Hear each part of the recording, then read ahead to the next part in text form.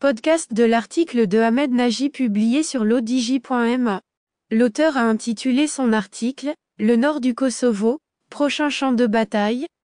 Il commence son article ainsi. Alors que le conflit russo-ukrainien dure depuis 10 mois et ne semble pas près de prendre fin, des signes inquiétants d'une potentielle déflagration armée opposant la Serbie au Kosovo émanent des Balkans. Depuis le 10 décembre, les Serbes du nord du Kosovo sont entrés en quasi-insurrection contre les autorités kosovares. Des barrages érigés par les manifestants serbes empêchent tout trafic avec le reste du Kosovo. Pristina y a déployé des renforts de police, outre le renforcement de la présence de la force de l'OTAN au Kosovo, la KFOR, et de celle de sécurité de l'Union européenne, dans le cadre de la mission Eulex Kosovo. L'auteur poursuit son article ainsi. Les autorités de Belgrade, qui ne reconnaissent pas l'indépendance du Kosovo, déclarée en février 2008, ont également demandé le déploiement d'1 millier de policiers au nord de cette province sécessionniste à la KFOR, en application de la résolution 1224 du Conseil de sécurité de l'ONU. Sans réponse jusqu'à présent.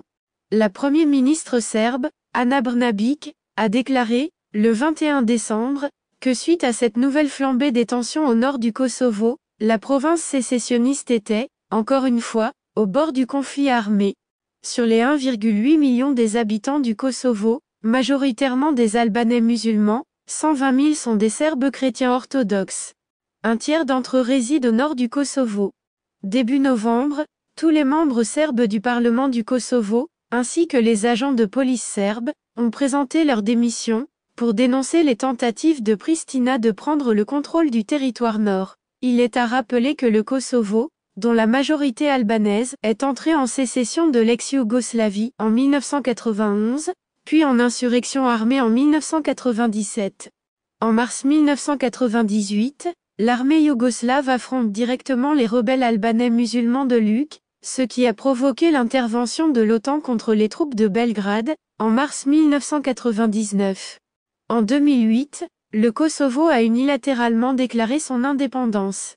Le Kosovo est reconnu par une centaine de pays sur les 193 États membres des Nations Unies, mais ni par la Russie, ni par la Chine, membre du Conseil de sécurité de l'ONU, ce qui empêche sa reconnaissance officielle et son adhésion à l'ONU et à l'Union européenne. Le Kosovo est, néanmoins, membre du FMI, de la FIFA et du Comité olympique international.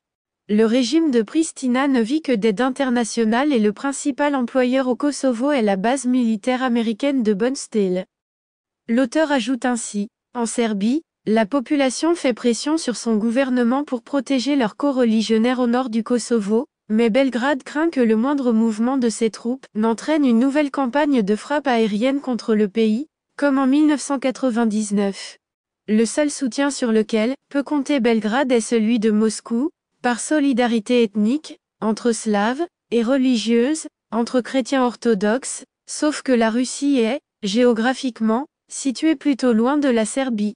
Le chef du gouvernement kosovar, Albin Kurti, semble, toutefois, bien décidé à profiter de l'opportunité de la confrontation entre la Russie et l'OTAN, par Ukraine interposée, pour prendre le contrôle du nord du Kosovo. La seule partie capable d'empêcher le déclenchement des hostilités entre la Serbie et le Kosovo, pour éviter d'avoir à absorber une nouvelle vague de réfugiés, est l'Union européenne.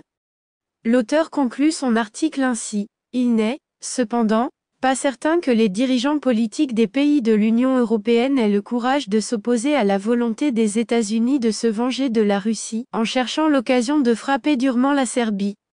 Rédigé par Ahmed Nagy et lu par l'intelligence artificielle de l'odj Media.